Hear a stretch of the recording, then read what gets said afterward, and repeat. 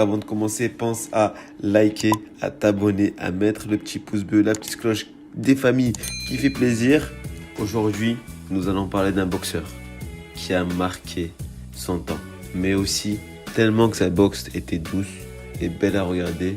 On disait, oh, il est doux comme le sucre. Et oui, pour les puristes, vous l'aurez reconnu.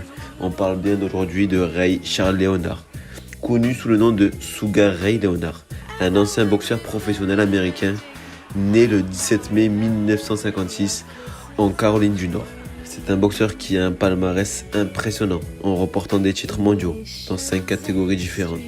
Mais aussi, Sugar Ray Leonard fait partie d'un groupe de boxeurs qui a marqué les esprits par leur façon de boxer, mais aussi par leur combat mythique. Et oui, vous les avez reconnus, je parle bien de The Fabulous Four, composé de Roberto Duran, La Mano de Pedra, Thomas Ernst et Marvin Hagler. Ce sont des boxeurs qui étaient à leur apogée à ce moment-là, et tous s'affrontaient pour une seule chose, être le nouveau champion du monde.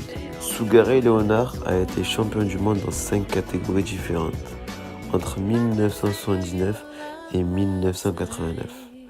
Des poids Walter à mi-lourd, une façon de boxer prodigieuse, droitier rapide et mobile, doté d'une prodigieuse vitesse de réaction et d'un coup d'œil supersonique. Il est très sûr de lui et a un sens tactique aiguisé. Vainqueur de Wilfrid Benitez pour son premier championnat du monde, il concède sa première défaite face à la Manos de Pedra, Roberto Duran, le 20 juin 1980, mais remporte la revanche quelques mois plus tard, par arrêt au 8e round. Leonard bat par la suite Thomas Ernst dans ce qui seront, selon Ring Magazine, le combat de l'année. Sugar Ray Leonard interrompt sa carrière à seulement 26 ans en raison d'un décollement de la rétine en février 1982. Opéré avec succès, il remonte sur le ring après une retraite de 3 ans et bat en 1987 un autre boxeur, un grand boxeur, Marvin Hagler. Au terme d'un combat tactique, la décision sera d'ailleurs très controversée. Il remporte son 5e titre et dernier titre mondial en mi-lourd le 7 novembre 1988 aux dépens de Donnie Lalonde, puis défend sa ceinture WBC en faisant match nul contre Thomas Ernst, bien qu'il soit allé 2 fois au tapis. Et en battant à nouveau Roberto Duran en 1989, Leonard annonce sa retraite.